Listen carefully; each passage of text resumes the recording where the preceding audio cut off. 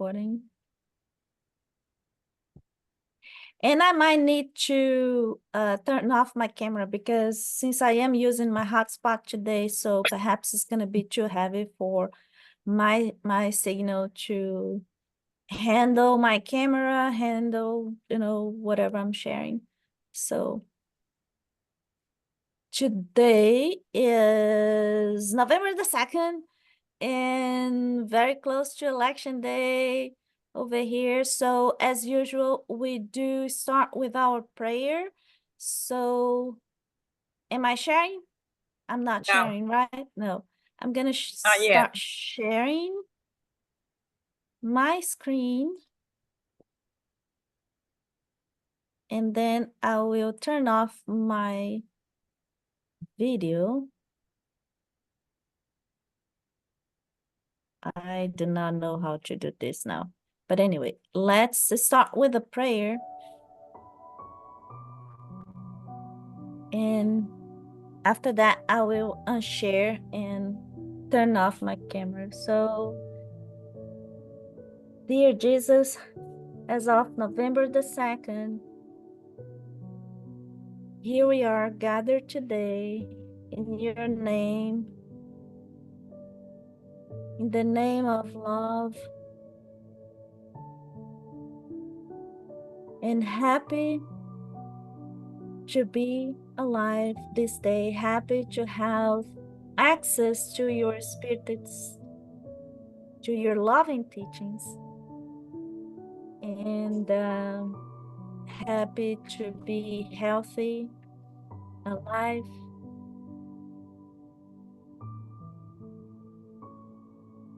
and happy to have the opportunity to learn from your son, our brother, the love of our lives, the Master Jesus. We ask for our spiritual guides to be here with us today.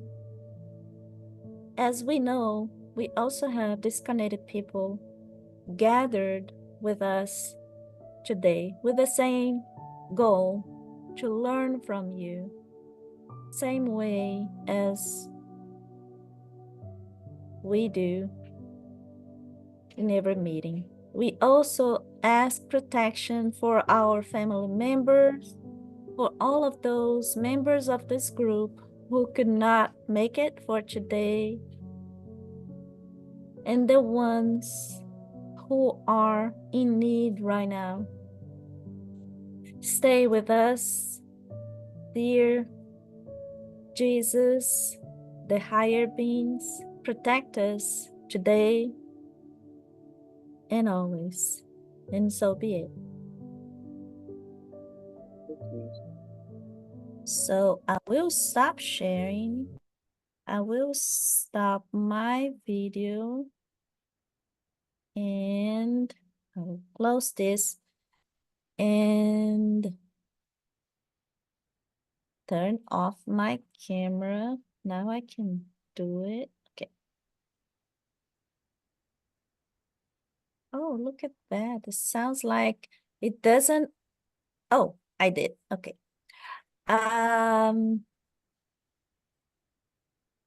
Sharing again my camera.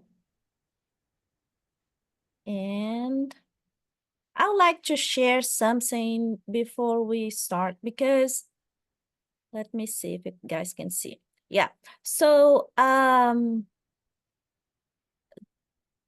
this night I do not know, I cannot sleep very well. So I put this lecture in my tablet, and then I was listening to this guy who is a very known lecturer in Brazil, and he was in Japan actually talking about spiritism, the nature of God, faith, and so forth.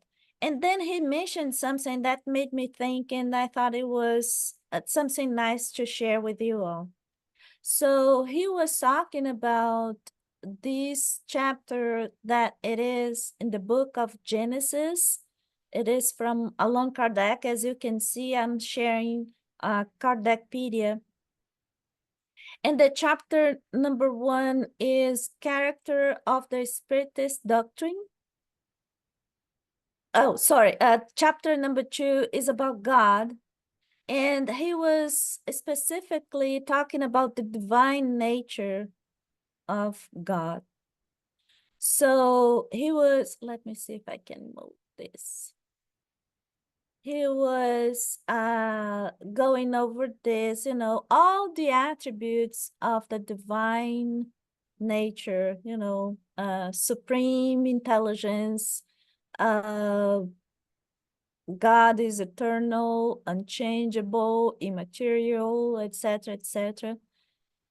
But he was saying, he was reading this chapter right here, and it says, it has not been permitted to man to sound the inmost nature of God. We still lack the inner knowledge of our own sense of being, which can only be acquired by means of a complete purification of the spirit.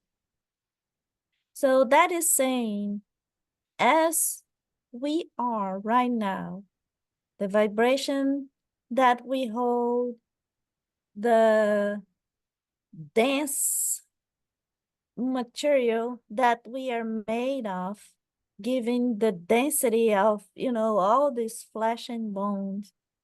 So all of that is kind of saying that we cannot sense, or we cannot achieve, or we cannot really know the true nature of God. But as we do walk in this evolution road, as we purify our spirit, as we become more and more pure, so it is like our nature becomes less and less dependable on matter. So matter will not have the same influence on us, on our spirit, as we do today, right? So for the spirit, for the pure spirits like Jesus, for example, matter has zero influence to those guys. So that's why Jesus was able to do all the things that he did, because, he could spend, 40 days, 40 nights, meditating, because matter was not really that big issue for him. But it is for us for now. But as we do purify, as we do walk in this evolution road, then we become more and more aware of the nature of God. So only then will we be able to comprehend God as we purified ourselves. But if we cannot penetrate his essence, his existence being given as a premise, we can, by the power of reason, arrive at the knowledge of his necessary attributes. For in seeing that which he cannot be without ceasing to be God, we judge that what he must be. Without the knowledge of the attributes of God, it would be impossible to comprehend the work of creation.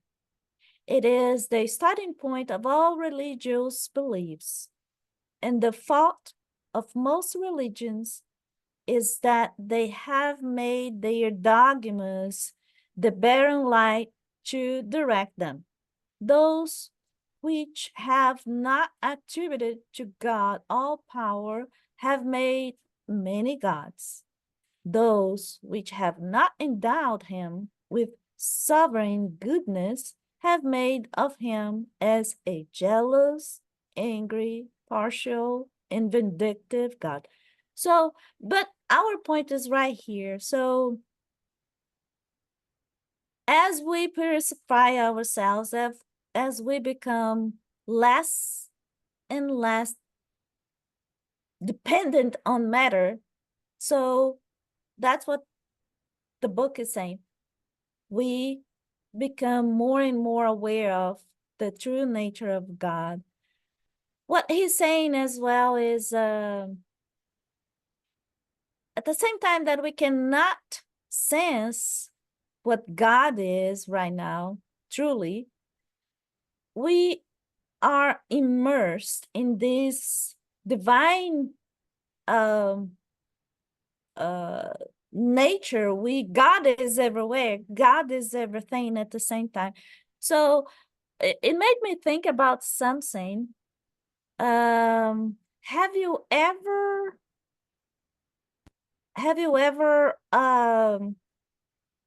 tried to give a bath to a duck, for example? Have you ever tried to what? Give a bath to a duck. Tried a cat.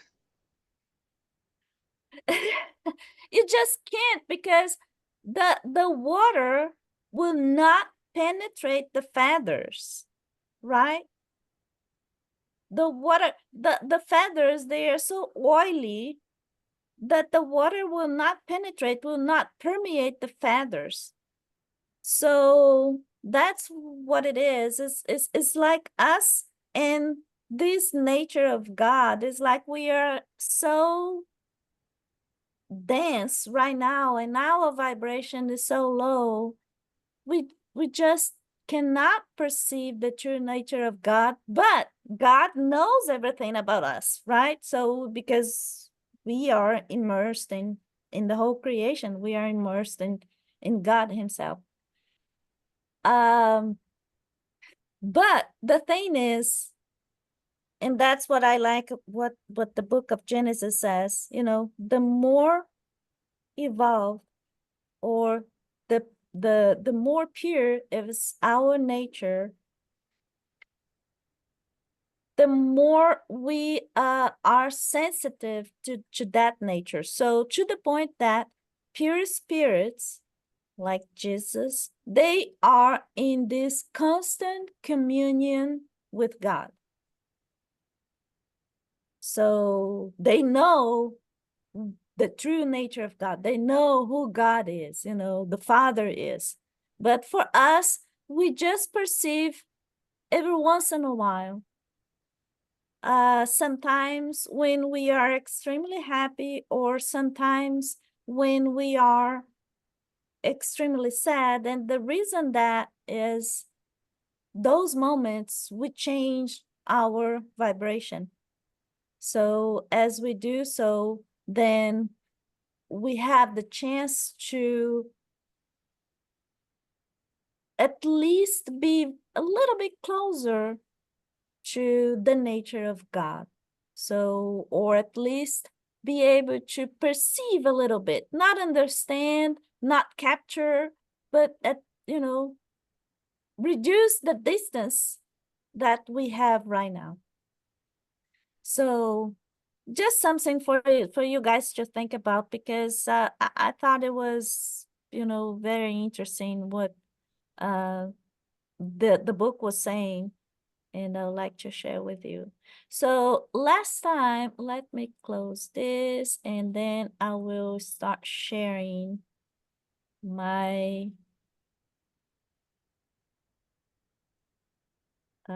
screen again. So can you see my screen now? Yes. Yeah. So last time we talked about what is the question, we left at this question: what is the purpose of the spirit incarnation? And I think it's a common sense to all of us that at this point we understand very well that there is nothing bad about incarnations, many incarnations, because what it does is a tool that God uses for our own education. right? So it's like stages as we go to the school. So that's what the answer is. So God imposes incarnation, and I thought it was very interesting the answer, because it's one of the very few times when I see answers like this. God imposing is. It is one of the very few things that God says, okay, so guys, you got to do this. Without doing this, you cannot walk in this road of purification. So that's like going to the school. If you want to learn something, if you want to be aware of something, then you have to go to the school, right? So there's no other way than studying a topic. That's the way that you grasp it. Hi, Saif, please. As I understand it, Mm-hmm. we have to come back to learn more things. Yes. Yes. So that we have been all things. Yes. Rapist and murderer and a saint and all sorts of things. Because we're learning. That is what I understand. Because yeah, yeah, it's exactly what I understand as well. So it is something that is being imposed to us, but at the same time, I don't see as a command.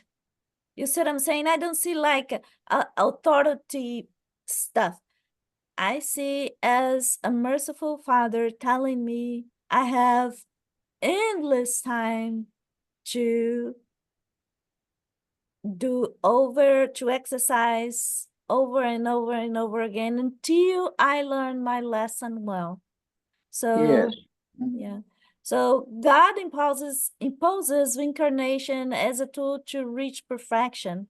For some, it is a means of making amends, while for others, it is a mission. Well, we do not have a whole lot of missionaries on earth right now. And unfortunately, we are all here to make amends, most of us,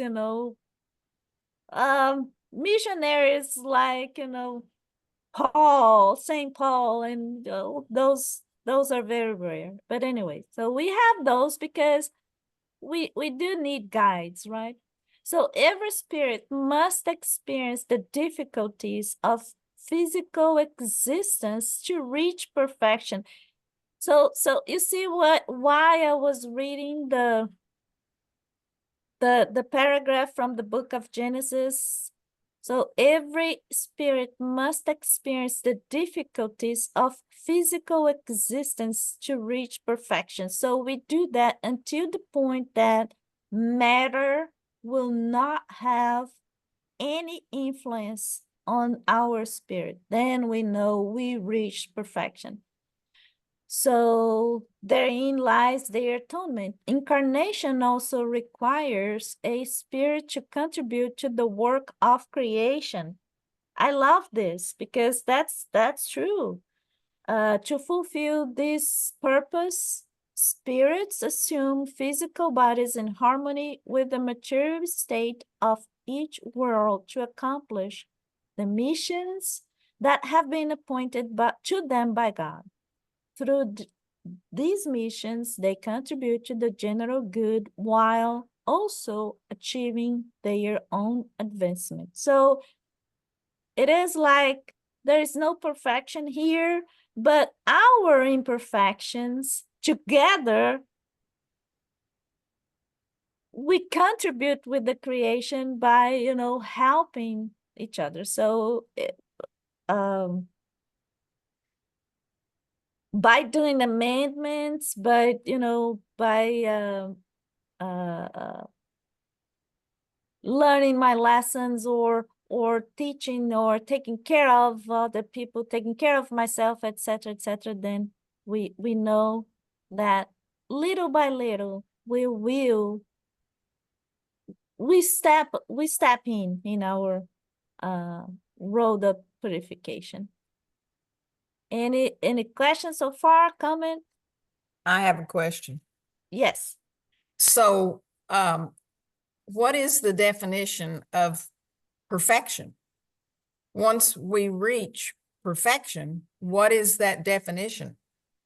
I like your questions because even when we do a definition for now, is relative, right? It's relative to the world and the universe that we know, the way that we understand the universe. So as of now, because matter has such a huge influence. So for example, I cannot spend more than a week. I cannot spend a week without food. I will kill somebody for a meal. Glad you won't. But but as we do understand that we are spirits, and we know, we become more aware of how to use the power of the spirit, then we realize, oh, I don't need the physical world as much as I think I do today. So your question reminds me this day when the Apostle Paul, he was crying one day because he realized no matter how many times he traveled, he'll never reach out to everybody that needed to know about Jesus' teachings, and about the loving message of Jesus, etc. So he was crying of desperation because he realized he was just a man, and as a man he had lots of limitations. There was no internet, there was no broadcasting that day. he couldn't do it. He, in his mind, the only way to reach out to people was meeting them. But even in that case, he had so many times he was in prison. He could not reach anyone.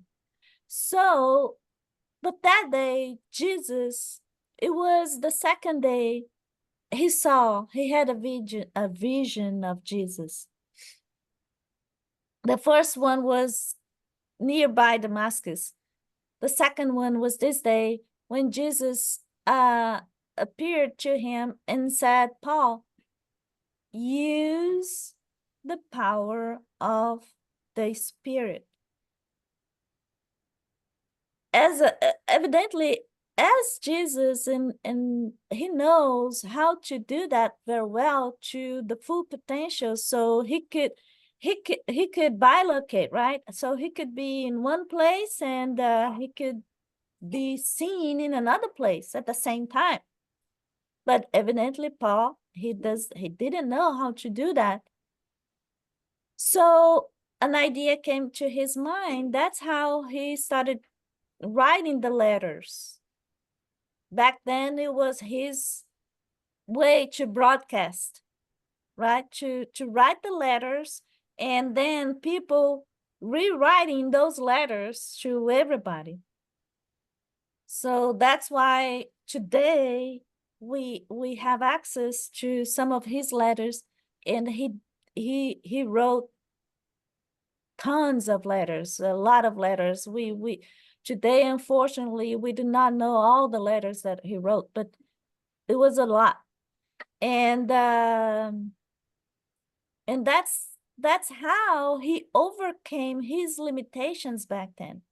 But for us, like, look at me, I am here in Houston, you guys are in different places, and we are still seeing together, but we still seeing each other.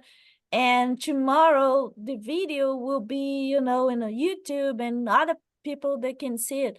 So that's how we understand today how we use the power of the spirits. But one day we'll be able to overcome matter, and then we'll be doing, like Jesus said, you guys will be able to do what I do and even more.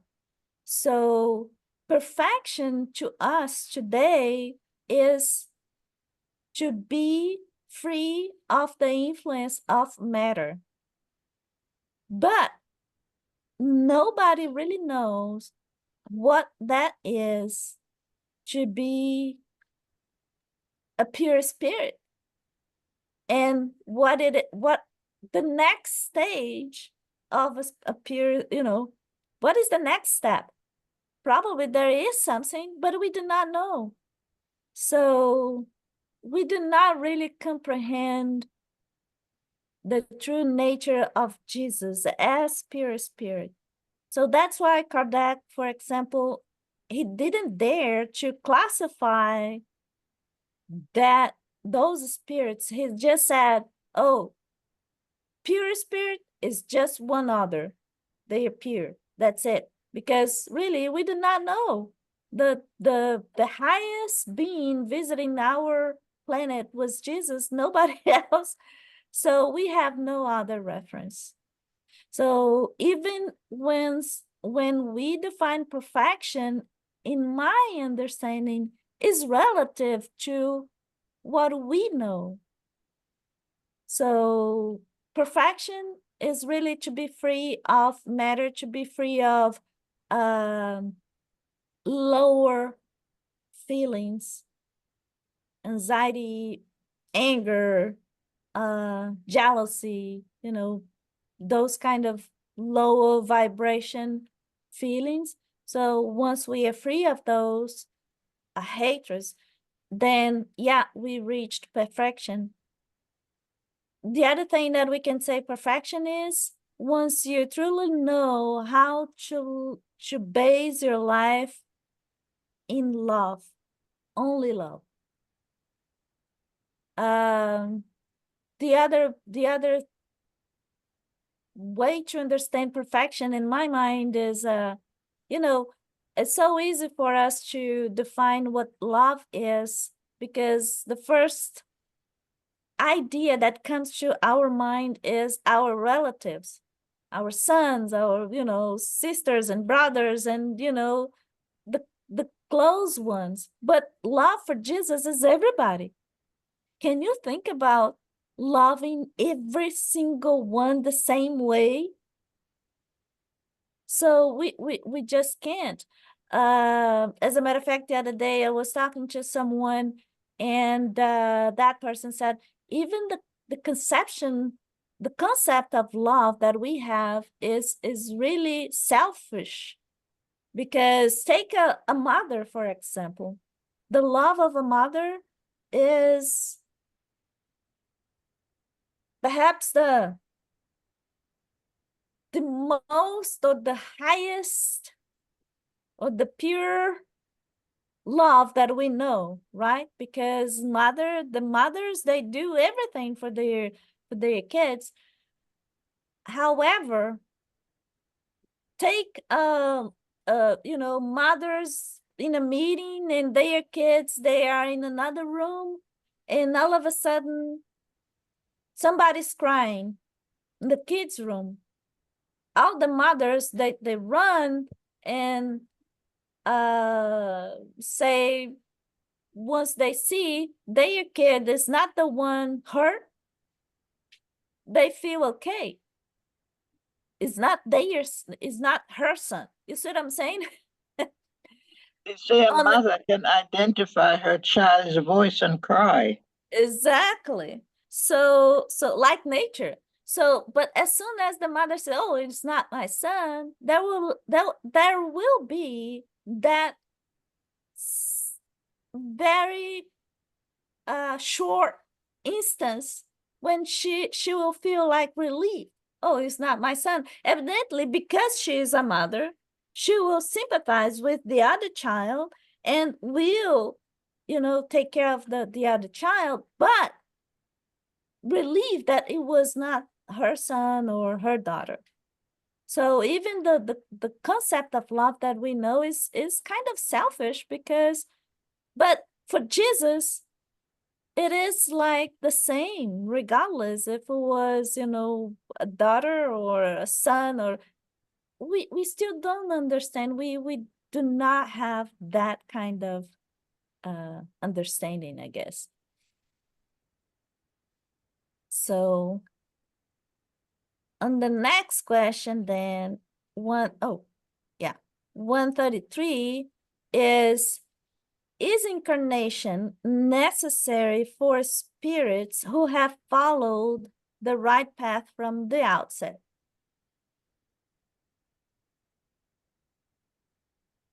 How do you guys understand the question? Well, there's got to be more than one path. That I like it.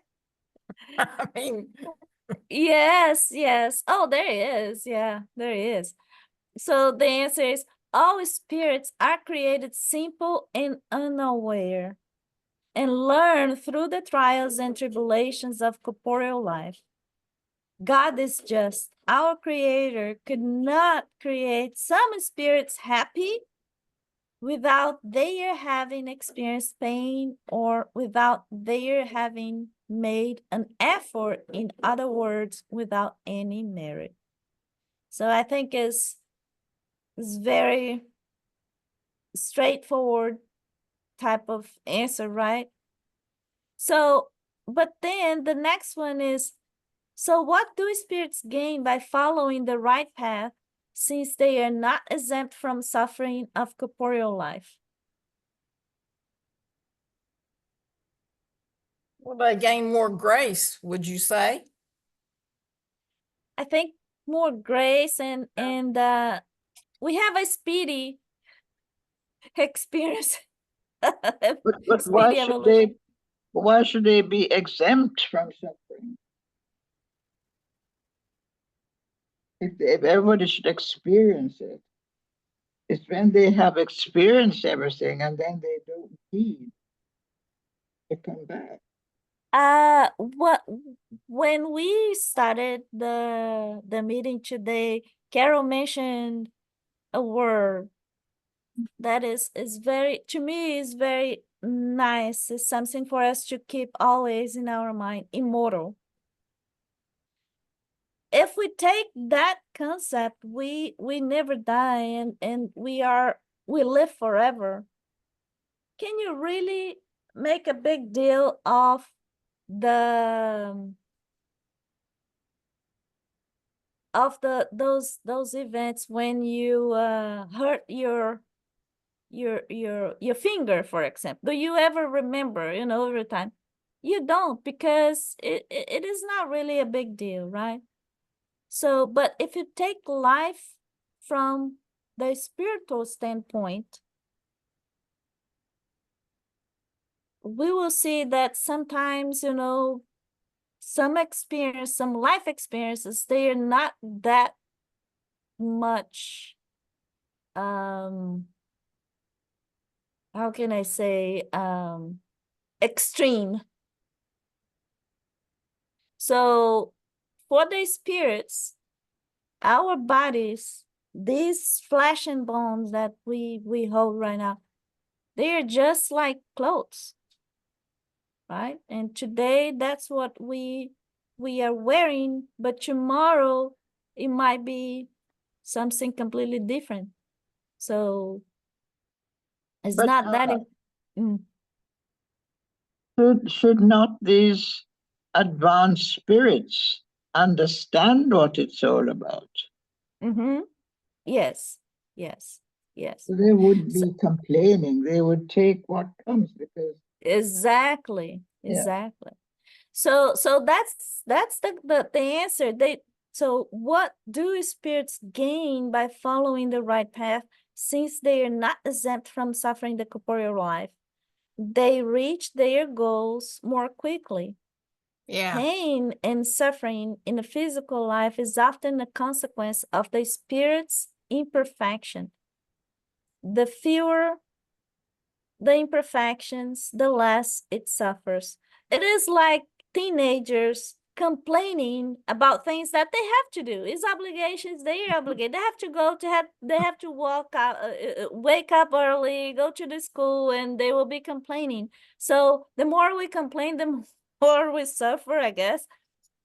If a spirit is neither envious, jealous, greedy, nor ambitious, it is not forced to experience the torture that that is a consequence of those falls. Yes, it's okay. So the next one is, I guess we are moving to, let me move these around here. The topic now is the soul. And I like this because there are some things for us to think. And I do apologize for the noise over here, but we have people working. What is the soul? Any guess what the soul is? Well, the soul is my higher self. I mean, I have a soul. And it doesn't Yes. belong to anybody else. It's my soul. That's me, the essential me. The soul who never dies. That's your nature. Yes. Yeah. Any other comment? Well, so when we transition, are you saying we become spirit? Are you saying that we don't have a soul when we're in spirit? I guess it's just a matter of words. It's the same. It's just that we say soul if you are incarnated, spirit if you are discarnated. But it's the same in essence. Okay. So what is the soul? Incarnated spirit. It is. Incarnated spirit. Okay, I'm incarnated, okay, because I've been many times. Okay, so an incarnated spirit is not necessarily a superior being. It's just another one who's come back. It's not exactly. So my soul never dies. Exactly. So the questions continues. What was the soul before being united with the body? So in essence, he's asking, what is the soul in between incarnations? No, I can't see the difference.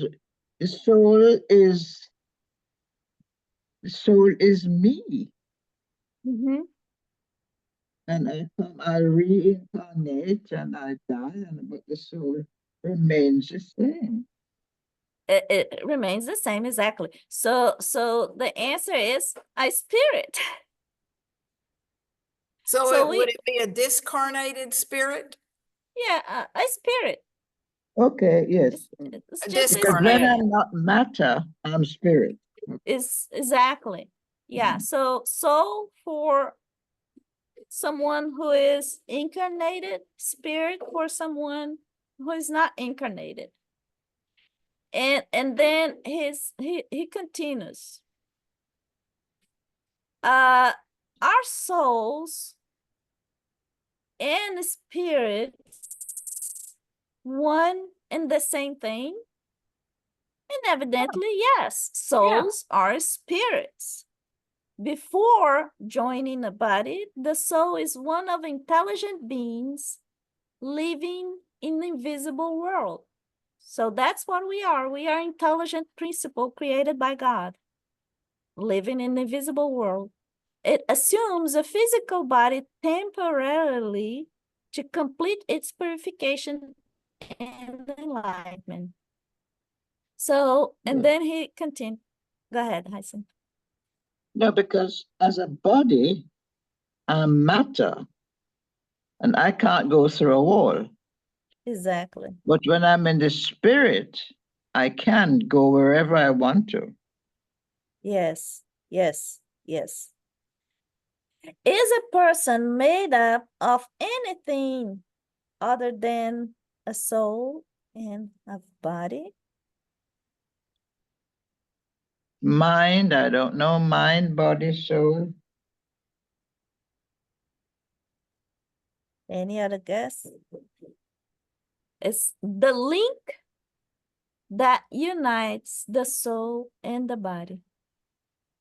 And this answer is really interesting because in some of the books from André Luiz and Chico Xavier, he talks a lot about this link between the body and the soul.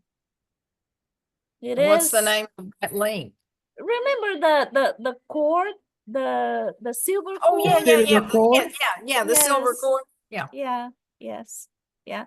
It seems to be a very strong type of energy that links the body Unites and the them. soul. Yeah. Mhm. So, what is the nature of this link? And then it's a semi-material. It is the intermediary between the soul and the body. This is required for communication between the soul and the body. The spirit can act upon matter and vice versa through this link. So that's what the silver cord is. So it's not entirely material made, but there is a Like an essence. yeah. So many things that we do not know. We don't even have words for it, right?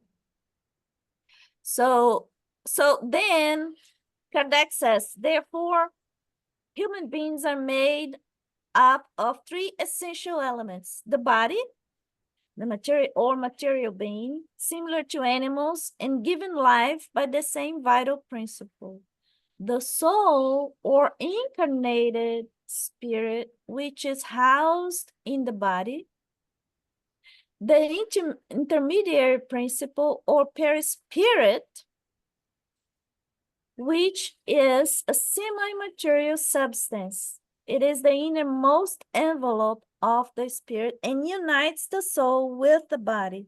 The three-part nature is equivalent to that of a fruit, which includes the seed, the perisperm, and the rind of or shell, the shell. So it is this silver cord, and at the same time it does involve the whole body, the whole spirit. So that's why we can see, for example, I mean the mediums, they can see spirits like a shape in how they look like because of the perispirit. So if I die today, tomorrow, if you guys will be able to see me, then you will see exactly the same way that I look today, because that's how my perispirit is giving my soul this shape, or my spirit this shape. So is the soul independent of the vital principle?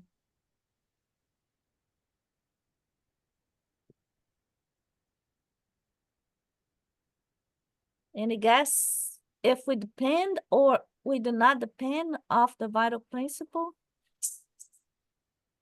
The answer is the body is merely the envelope, as we have repeated multiple times.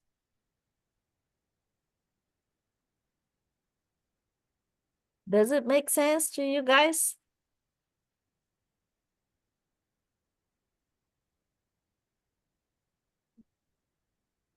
Well, is the soul, okay, so are they saying the soul is independent of the body, but the body is not independent of the soul.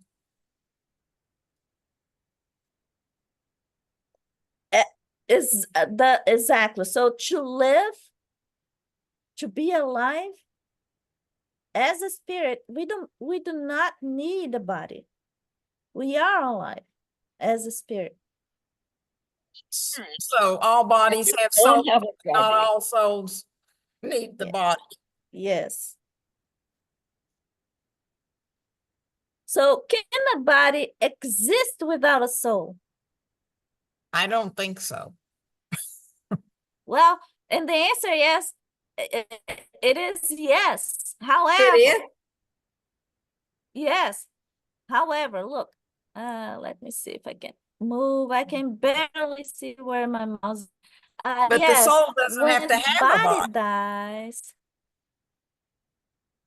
the spirit doesn't have to have a body. As a soul, yes, we do have a body. So, the answer is yes. However, when the body dies, that the soul lives it. The union between the soul and the body is not complete before birth, but once this union is established, only physical death can break the bond uniting the body to the soul. Organic life may exist in a body without a soul, but the soul cannot live in a body deprived of organic life. Well, that makes sense. Yeah, it sounds Yeah. like if you're in a coma or you have dementia or something Exactly. like that. Exactly. So there is no way that person will come back, right? So if it's truly a long coma, and yeah. So what would our body be if it had no soul? The answer is actually a mass of flesh is missing a letter here. A mass of flesh without intelligence. Anything you'd like to call it except a human being.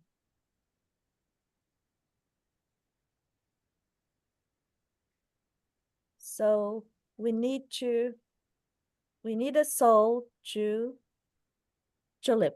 Can the same spirit incarnate two different bodies at the same time? Yes. I don't think so. Can we have a spirit split? Can we split a spirit into different bodies? I've heard that you can, but who knows for sure. The answer here is no. The spirit cannot be divided. Like you, Debbie, you cannot. Once you were created, then you are one, right? We cannot divide ourselves. The spirit cannot be divided and cannot live in two different bodies at the same time. So there is a very interesting reading in the Medium's book on this transfiguration chapter, talking about transfiguration. So it's not really two bodies. It's just a means to project your soul in another place. So you are in one place and then you can project, can be seen somewhere else, but it's not a body, it's your mental body, is your consciousness, if you will, that can be seen somewhere else. So what about these, sometimes, twins are born co-joined and and share many organs, including a heart. Excellent question. How does that?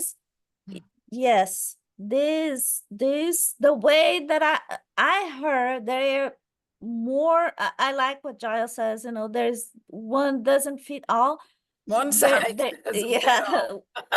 exactly, because there are more answers to that, but one of very possible cases is when, you know, when we talk about obsession,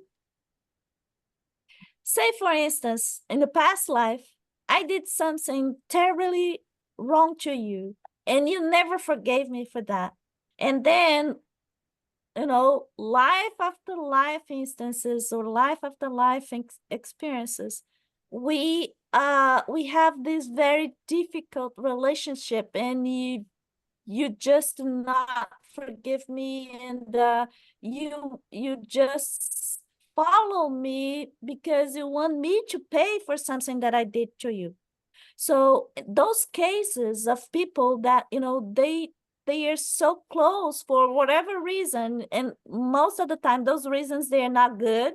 There's most of the time those reasons, they are related to revenge, you know, those kind of things. Then those folks, they are so tied together, they are so close together that, you know, there is no better way to deal with this situation. But in those cases, you know, when they are really united and they share organs or things like this. So that's one of the reasons I heard. It is based on this type of situation. I saw yesterday Mm-hmm. a man had married conjoined twins, Mm-hmm. and I wondered how that works. Yeah, I saw that too, Hyson. My Yeah. goodness, what a difficult scenario. Yeah, really. It is. What is privacy? I don't go there. Yeah, we can leave that, Lay. Yes. Isn't that bigamy? I mean, if you think Well, about, right, you're taking two instead of only one. yeah, but they can't separate them. They couldn't be separated. Wow. Surgically separated, I mean. Yeah. No, they had two heads and one neck. Yeah. Yes, right. Oh, wow. Yeah, amazing. Amazing.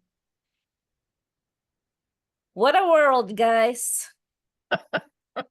we are always learning. Anything you can Yes, imagine. Giles, It's how do you possible. think they managed, Giles?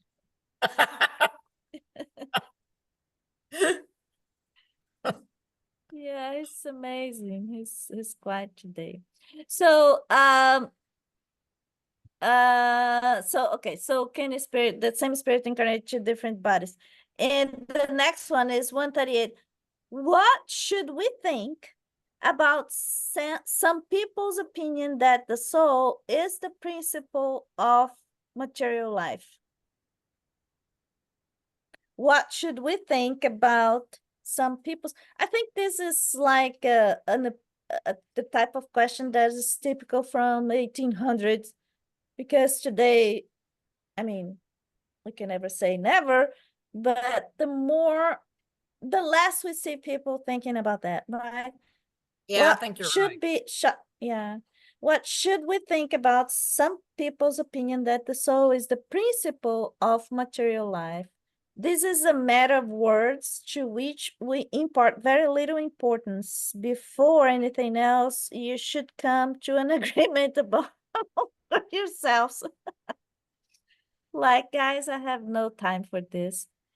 And the next one, some spirits and some philosophers before them have defined the soul as animated spark emanating from the great whole. what is the cause of this contradiction? Is it kind of question that so there is no contradiction. It depends on the meaning you attribute to certain words.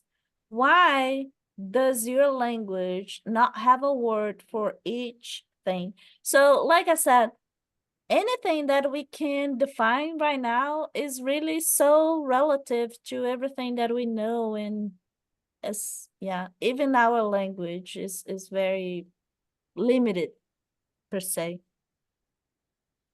So I'll go over one last word before I finish over here.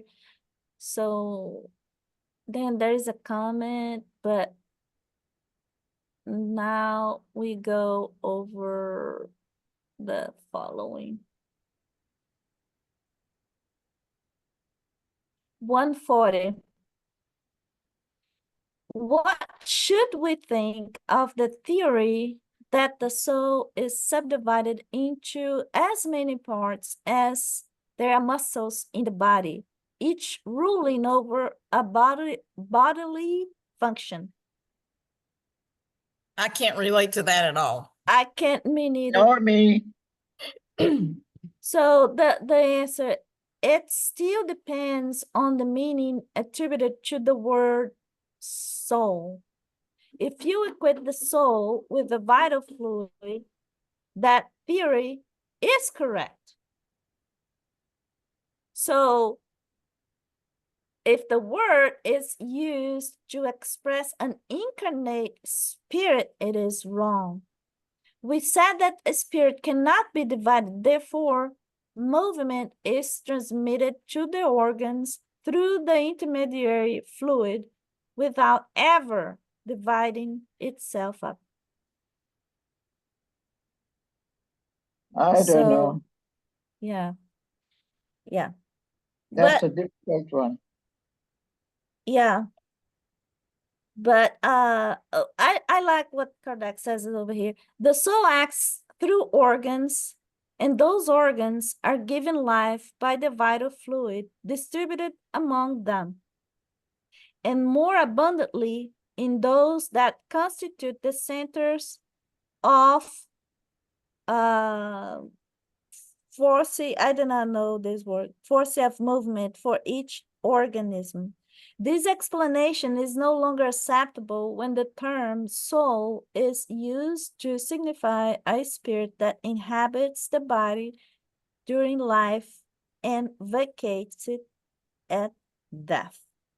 So in a word, he's saying, well, we do have this vital principle. The vital principle is this fluid per se, because we have no better word for it, that is made of the universal cosmic fluid. So again, it's another terminology for something that we do not know yet. We have no better way to explain it. But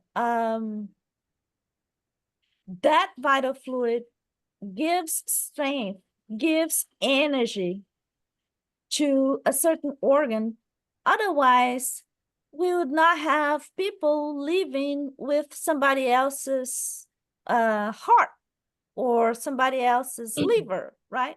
So that's what it is, but it is not a soul. We cannot say there is a soul in that liver, there is a soul in that heart. It is just a matter of word or lack of words, if you will. Yeah. We do not know how to explain how that organ is still alive per se to a certain time of the death. It still contains the vital fluid, it still holds the energy that keeps that heart alive, or the liver alive. Hi, Saint, please. But if I am a body with a soul, and I need a new kidney, Mm-hmm. And I can only get a new kidney from somebody who is no longer in the body, but is in the soul. So it's two different souls, but that part of that person is in me and is now mine. And we're Yes. not sharing the soul because Yes. the kidney was part of the body, not the whole body. Not the whole body. Yeah. Yeah. And not the other soul. No, exactly. Right? Yeah. Yeah. Yeah.